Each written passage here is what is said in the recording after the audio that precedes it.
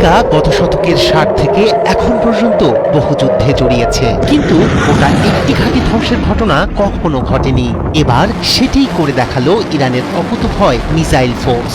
ইরানের ballistic missile এবং ড্রোনের একের পর এক আঘাতেই ভ্যানিশ মির্জাফর বাহরাইনে অবস্থিত মার্কিন বিমান ঘাঁটি আর কুয়েতে অবস্থিত আল সালেম বিমান ঘাঁটি। ধ্বংস হয়েছে কমান্ড ও স্টাফ বিল্ডিং। জ্বালানি ট্যাঙ্ক বিস্ফোরণে কেঁপে উঠেছে পুরো এলাকা। অচেনা আতঙ্ক ছড়িয়ে পড়েছে আশপাশের অঞ্চলে। এখনো ক্ষয়ক্ষতির প্রকৃত তথ্য প্রকাশ করছে না মার্কিন প্রশাসন। নিহত সেনাদের আংশিক তথ্য প্রকাশ করেছে ওয়াশিংটন। মধ্যপ্রাচ্যের এক বিস্তৃত যুদ্ধক্ষেত্র রূপ নিয়েছে ইরান আমেরিকার সংঘাত, যেখানে এক রকেটের আঘাতই লিখছে ইতিহাস।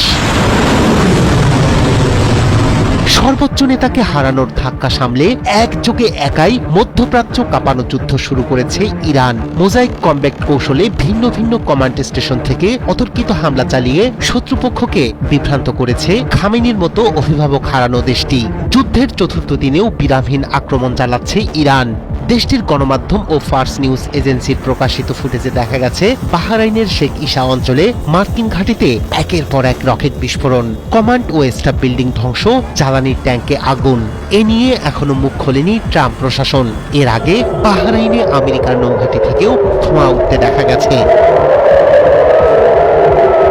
একই সঙ্গে কুয়েতের আলী আল সালেম বিমান ঘাঁটিকে লক্ষ্য করে হামলা চালিয়েছে তেহরান।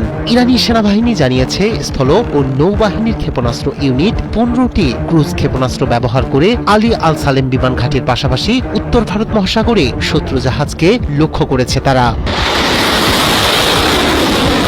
এদিকে মার্কিন সেন্ট্রাল কমান্ড জানিয়েছে সংঘাতে নিহত হয়েছেন অন্তত 6 জন মার্কিন সেনা। ইরানি হামলার শুরুতেই নিখোঁজ 2 সেনা নিহতের বিষয়টি নিশ্চিত করা হয়েছে, তবে এখনো গোপন রাখা হয়েছে নিহত সেনাদের নাম।